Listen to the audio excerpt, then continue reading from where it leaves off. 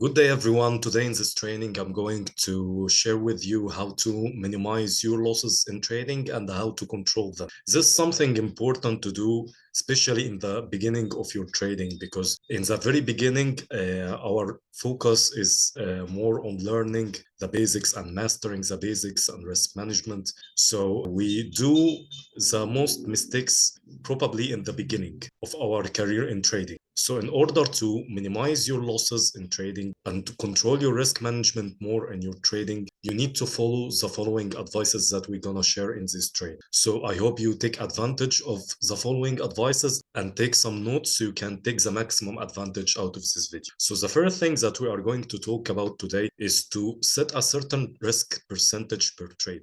This is a very essential thing which is common between the successful traders in this business, because you need to know how much you're gonna risk of your account capital before you even get into the trade. The successful trade is thinking about what he's going to lose before thinking about what he's going to win. Okay, so the most common and good risk management per trade is 1% per trade, risking 1% per trade from your capital. And if you think about it, that means that in order for you to lose all your capital, you're gonna need to lose 100 trades in a row, which is impossible if you are someone who is educated in this business. But if you increase your risk per trade to 5% or 10%, for example, in case of a 5%, that means that you're gonna need only 20 trades to lose all your money. If we increase the risk to 10% per trade, that means that you're gonna lose your capital in only 10 trades. So if you think about that, this is too risky. Okay, we cannot risk to lose our capital in such small number of trades. So the most convenient risk per trade is 1%. That will give you much control over your capital. Also, you need to divide your risk percentage on trades that have common currency. That means that if you want to go into two trades, okay, and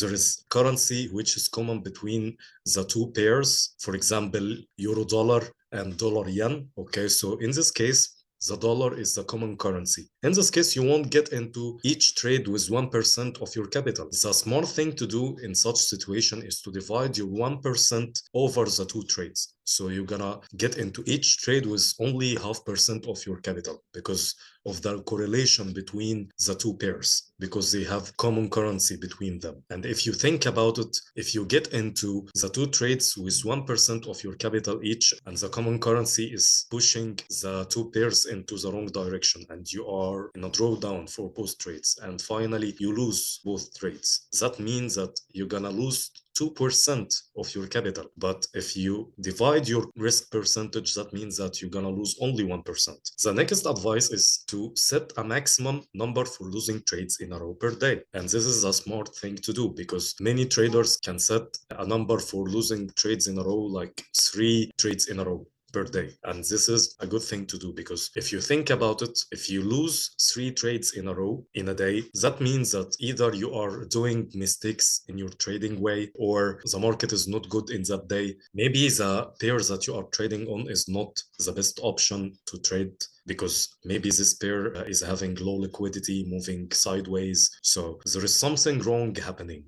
Okay, but whatever the reason, when you reach to that number of losing trades in a row, the smart thing to do and the right thing to do is to stop trading immediately and get out of the market, start to do anything else, get out of the house, go do any sports, listen to music, do anything that will help you to refresh your mind, because after losing such number of trades, your mind is not in the best condition to trade. Your mood is not in the standard status. So if you continue trading, that will do you more harm than good. The smart thing to do is to get out of the market, continue your day normally, do any other activity that will help you to refresh your mind and get ready for the next day. The next advice to share is setting a maximum number for capital loss percentage per week. And this is a smart thing to do because, for example, if you are trading and you lost a certain percentage of your capital per week, let us say the common percentage, which is 5%. If you lose 5% of your capital while you are trading, that means also that Maybe your trading way is having some mistakes. Maybe there are many news affecting the market during this time, and it is not the best time to trade. Maybe this week is not the best time to trade. Maybe you are doing some mistakes regarding risk management. Okay, so whatever the reason, there is something wrong is happening, and that requires you to stop trading and start to make a back testing for your way of trading. And if you are not able to identify your mistakes on your own, and maybe you have someone who is your mentor in the business, then it's your duty to start to refer back to your mentor and start to make a back testing with him regarding your trading and all of your trades that you did in this week, to see what is going wrong and start to correct these mistakes. Get prepared for the next week. Also, it is important to set a maximum number for capital loss percentage per month.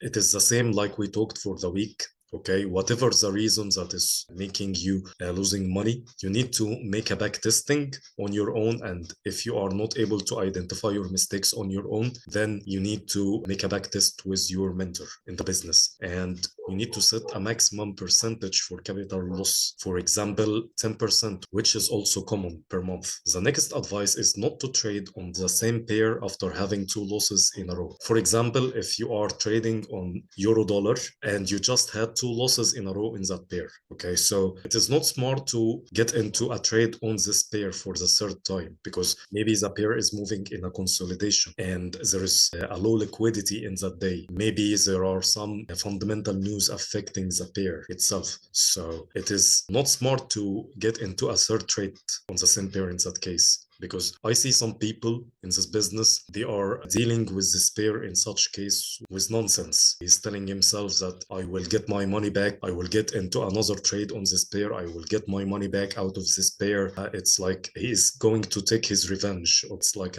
it became like a personal vendetta between him and this pair. Although if you care about getting your money back or winning trades again, the smart thing and the wise thing is to choose another pair which is moving normally, okay, having a nice liquidity, and start to trade on that pair. And also in that case, you're gonna get your money again. There is nothing called that if you don't trade this pair in that case and choose another pair, then you will not be able to get your money back. You don't have to be stubborn about it. In such a case, just choose another pair and start trading on it.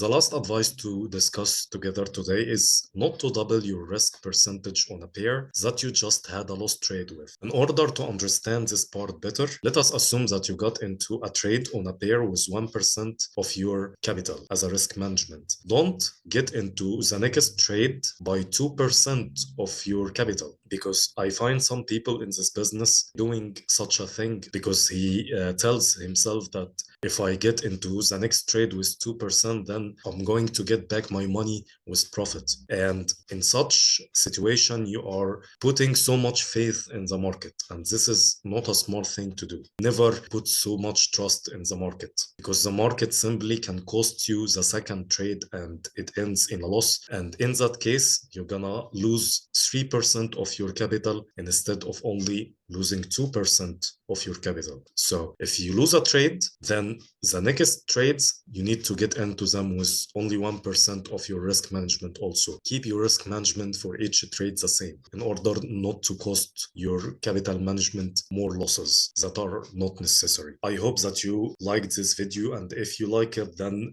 hit the like and share so more people can take advantage of this information. And I was so happy to be with you today in this video. See you later in the upcoming videos, and have a great day.